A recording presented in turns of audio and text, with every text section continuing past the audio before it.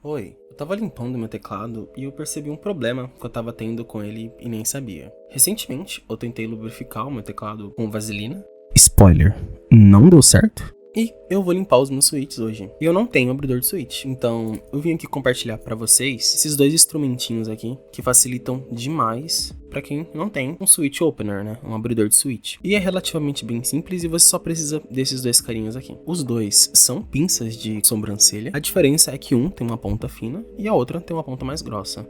Esse que tem a ponta mais grossa, ele é um pouco mais comum do que o outro. Os dois são igualmente fáceis de encontrar, mas provavelmente você vai ter o de ponta grossa na sua casa, né? Provavelmente a sua mãe pode ter. Levando em consideração que você não vai danificar nenhuma das pinças ou switches, é algo relativamente viável. Levando em consideração que o meu switch é um switch Ruano, eu não sei se todos os switches têm a mesma forma de abrir, essa forma que eu abro o meu, eu acredito que o Otemo também seja dessa forma. Eu vou mostrar o jeito mais difícil, a pinça mais comum, né? Essa é a pinça mais grossinha. E se você reparar, no switch ele vai ter 4 perninhas, 2 de um lado e 2 do outro.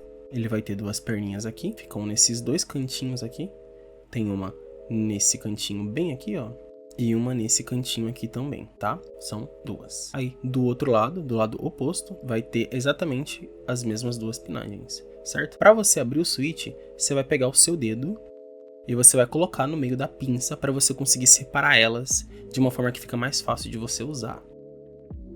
Daí, você vai colocar uma das pontas da pinça debaixo dessa travinha, né, dessa perninha, e você vai colocar ela pela ponta, ela não cabe inteira ali. E você vai empurrando na diagonal. Assim que você sentir que ele ficou frouxo, você vai pegar e ir pro outro lado. E geralmente, o switch ele não só fica frouxo, como ele também abre um pouquinho. Então, quando você vê que abriu um pouquinho, é porque deu 100% certo. Por exemplo, aqui você consegue ver um espaçamento bem certinho. Aqui tem um espaçamentozinho que antes não tinha. Vocês não vão conseguir ver porque minha câmera não é tão boa, mas tá feito de um lado. Indo pro outro, o processo ele é exatamente o mesmo. Você vai ir apertando com a pinça e vai fazendo esse movimento aí. Esse movimento ele não é forte, tá? Ele é bem delicado.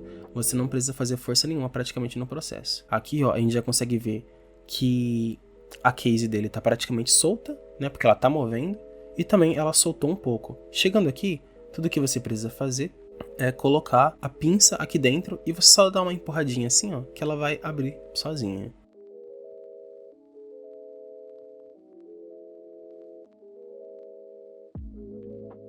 Aí eu vou fechar aqui para mostrar com a outra pinça, que ela é bem mais fácil, porque essa aqui ela demanda um tempozinho legal. Você tem que fazer dos dois lados, inclusive essa aqui dá para fazer de um lado só. Tá? O processo ele é basicamente o mesmo, você vai colocar também o seu dedo no meio da pinça para você conseguir regular mais ou menos a distância entre as duas. E você vai colocar as duas pontas na perninha. Dessa forma, fica 1000 vezes mais fácil de você abrir. Você colocou e vai dar uma empurradinha e ele vai abrir. Aí você consegue ver até que deu um espaçamentozinho aqui, ó. Sinal que tá dando certo. Você vai virar do outro lado e vai fazer a mesma coisa. Empurrar um pouquinho e já abriu. No caso aqui, eu apertei ele demais de um lado. Se você segurar errado, ele fecha de novo, tá? Pronto. Abriu. Ele não é... nem isso é pífio. Não demora nada depois que você pega o jeito. É relativamente fácil. Um adendo também interessante. Quando você for fechar o seu switch, você consegue fazer isso de uma forma bem mais prática. E, geralmente, quando a gente vê o pessoal fechando os switches, eles geralmente colocam de baixo para cima. Uma forma bem mais fácil de você conseguir fechar é você mais ou menos entender como funciona a estrutura do switch. Aqui tem uma perninha a mais, né? No botão do switch. E na case também tem um encaixezinho certinho, bem aqui, nessa pontinha aqui, ó. Bem aqui, ele tem onde ele encaixa também. Do outro lado não tem. Ele é um pouquinho diferente dos dois lados também, pra gente conseguir perceber a diferença. E aí você coloca... Ele vai até um pouquinho mais fundo do que caso você coloque ele errado. Aí você coloca a molinha, aí você vem com a parte de baixo do switch, né? Pra você saber qual é o lado certo, é só você lembrar da perninha que o botão tem, colocar com essa parte de cobre aqui, esse mecanismo. Assim que você conseguir encaixar a molinha, esse cilindro aqui no meio, é só apertar porque ele vai encaixar 100%, tá? Um adendo interessante também a levar em consideração é que tem que tomar muito cuidado com esses pininhos aqui, tá?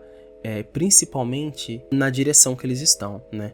Como eles têm um formato meio chapado, em uma certa direção, contra a chapa, ele não vai dobrar com facilidade, mas se for pra frente e pra trás, ele provavelmente vai dobrar, e você não quer isso. O cobre, quando ele dobra, ele tem uma tendência muito fácil a se quebrar, e isso não é muito legal, levando em consideração que switches não são muito baratos. E aqui, eu vou fazer aqui como eu faria normalmente, só pra mostrar pra vocês o quão rápido eu faço e o quão fácil é.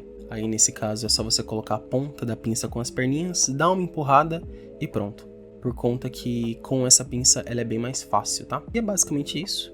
Não é difícil, você não vai precisar gastar R$60 com um switch opener. E fica aí, essa dicasinha aí que eu fiz, não sei se não achei um pessoal fazendo na internet, né? Então achei algo super relevante a falar sobre. E é isso. Tchau.